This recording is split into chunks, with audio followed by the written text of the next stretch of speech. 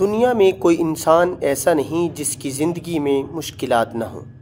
کبھی رزق کے مسئلے، کبھی بیماری، کبھی گھر کے جھگڑے، کبھی اولاد کی پریشانیاں، لیکن یاد رکھیں مشکلوں کا حل انسانوں کے دروازوں پر نہیں، اللہ کے در پر ہے۔ میں ایک قرآنی وظیفہ پیش کر دیتا ہوں۔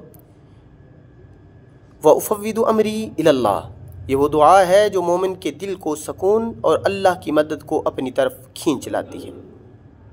وَأُفَوِّضُ أَمْرِي إِلَى اللَّهِ إِنَّ اللَّهَ بَصِيرٌ بِالْعِبَادِ، اس کا معنی میں اپنے سارے معاملات اللہ کے سپرد کرتا ہوں، بے شک اللہ اپنے بندوں کو خوب دیکھنے والا ہے۔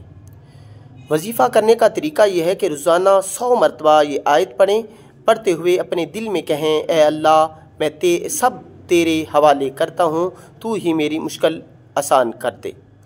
آخر میں درود پاک ضرور پڑھیں۔ مشکلات کے ختم ہونے کا مجرب ذکر یہ بھی ہے یا فتاح ہو۔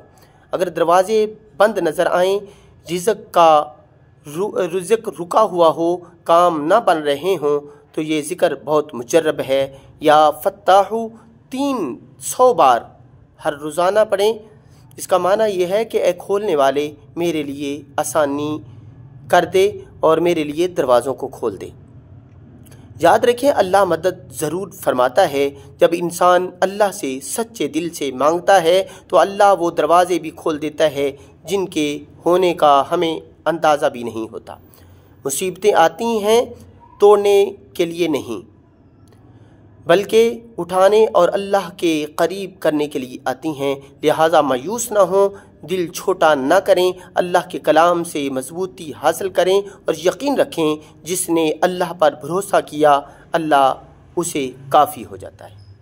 اللہ تبارک و تعالی ہمیں اپنے در سے عطا فرمائے اور ہماری تمام مشکلات کو آسانیوں میں تبدیل فرمائے۔